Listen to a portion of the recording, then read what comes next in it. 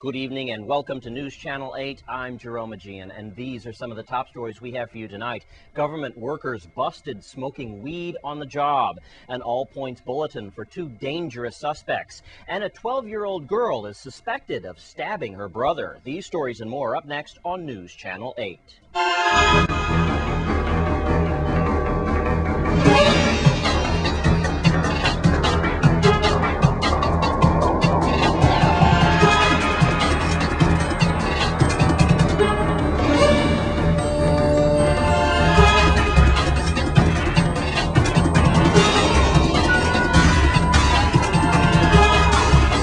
In our top story tonight, the Virgin Islands Police Department needs your help in getting two armed and dangerous men off the streets. Isaac Austrie and Kamui Francis are both wanted in connection with a first-degree murder which occurred on Sunday, August 7th in the hospital grounds area. According to St. John Police Chief Rodney F. Gerard Sr., these suspects are considered to be armed and dangerous, and the public is advised not to approach Austrie or Francis, but to immediately call 911 if the suspects are located.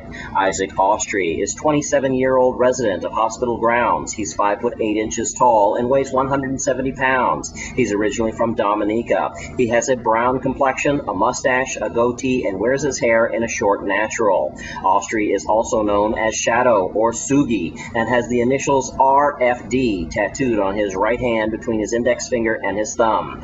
Kamui Francis is 21 years old and lives in Commandant Gata. He's 5 foot 9 inches tall and weighs 160 pounds.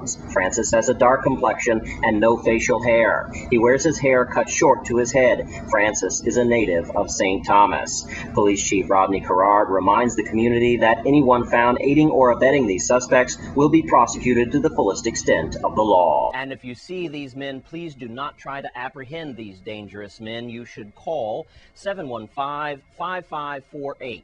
714-9844 or 911, and of course Crime Stoppers at 1-800-222-TIPS.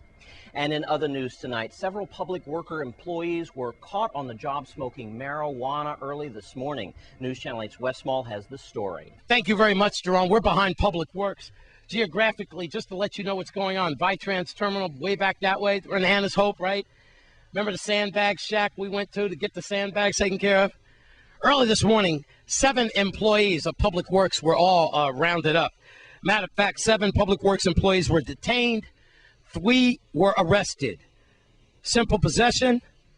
Melody Rames is going to tell you why, and then I'll tell you a little bit more. Special Operations Bureau officers on St. Croix detained 7 individuals who were observed smoking marijuana on government property. The officers staked out the area, which was known to be a location where individuals routinely smoked in the early morning hours before commencing their jobs as Department of Public Works employees. 4 individuals were released and 3 were arrested and charged with simple possession of a controlled substance. Responding to information received at the police department, the SOB officers conducted surveillance on a building within the Department of Public Works compound at Estate Anna's Retreat. At about 8:30 a.m. Tuesday, September 13th, officers observed a total of 7 males enter the area and begin to smoke marijuana. They were all later taken into custody. 3 individuals were found in possession of marijuana and arrested. The others were released. A sweep of the area by canine police dogs revealed additional marijuana hidden nearby. Arrested were Sawakima Flavius, age 35, of Estate Stony Ground, 42-year-old Dean Nurse of Estate Peters Rest, and 51-year-old Cedric Simmons of LBJ Gardens. Their bail was set at $1,000 each, and they were remanded to the custody of the Golden Grove Adult Correctional Facility, pending further court action. Found additional marijuana in this area. This is their recreation area. Right before we got here, you could just see what's been going on here, but nonetheless, a lot of people are upset because, the roads are not good. As a matter of fact, someone even joked a little while ago that no wonder the lines on the road are a little crooked. But nonetheless, they are government employees, and it's coming out of the AG's office as well with a strong message to other government employees that, hey, you got 8 hours, and for those 8 hours or what have you, you belong to the government and the VI people that pay your wages. Nonetheless, we're behind Public Works. where recess meant a little bit more for public work employees earlier today. In Anna's Hope, I'm Wes Small for News Channel 8. Thanks, Wes. And there are reports coming in from Public Works Commissioner Darrell Smalls as well as Government House, both expressing their disappointment involving any government employee using drugs at the workplace. Also tonight, a 12-year-old girl has been accused of stabbing her minor brother on St. Thomas. Here's Melody Rames with more. On Monday, September 12, Juvenile Bureau detectives on St. Thomas arrested a 12-year-old girl and charged her with third-degree assault domestic violence. The girl was accused of stabbing her minor brother in his legs with a knife. The incident happened at a private residence in Estate Frenchman's Bay. The victim was transported to the Roy Lester Schneider Regional Medical Center for treatment and later released. The minor was arrested at about 7 p.m. and then she was released into her parents' custody pending her court appearance in juvenile court. Thanks to Melody Rames of the Virgin Islands Police Department. And when we come back from this break, we've got news from the Junior Achievement Program. Stay with us for that.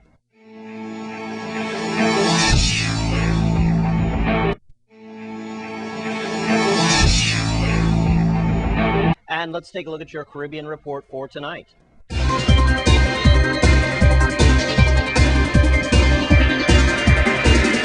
In your Caribbean report tonight, as we start the embers of 2011, many Down Island countries are in the beginning stages of elections. In St. Kitts, when the new term of Nevis's Island Assembly opened on Monday, absent from the benches were two of the opposition members, Vance Amore and Alex Jeffers. This came as no surprise, as they released a press release last week to the media stating that they would not be attending the September Assembly on Monday and continue to believe that there remains an illegitimate government in Nevis. The official opening was preceded by the customary royal salute and inspection of the Guard of Honor, after which Deputy Governor Eustace John presented his throne speech. Meanwhile, the date is set for the election petition trial to commence on November 21, 2011, and is expected to last for 5 days. And in St. Lucia, persons close to Prime Minister Stephenson King have predicted that November is the election month. However, the election department is worried as it goes about preparing for political parties and general election for polling day.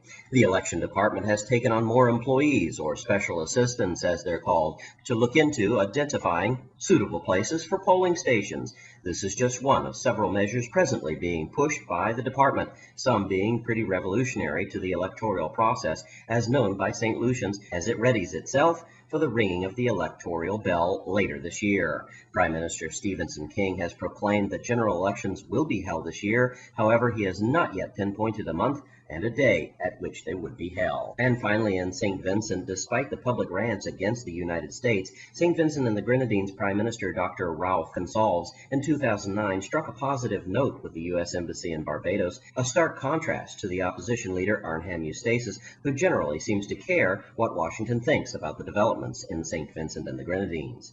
In a diplomatic cable published by WikiLeaks, U.S. officials in Bridgetown complied a leadership profile on Gonsalves, in which they told Washington that the United Labor Party head was easily the most intelligent and charismatic of the Eastern Caribbean leaders. In other cables, officials said that while Eustace was undeniably intelligent and acutely aware of the problems facing his country, he was a singularly uncharacteristic and uninspiring figure who was unable to translate his expertise into any kind of viable or sustainable political activity. Without a strong leader, the new Democratic Party's influence will be muted, the American said of the party that governed from 1984 to 2001 and last December came up one seat short in the left side of Parliament.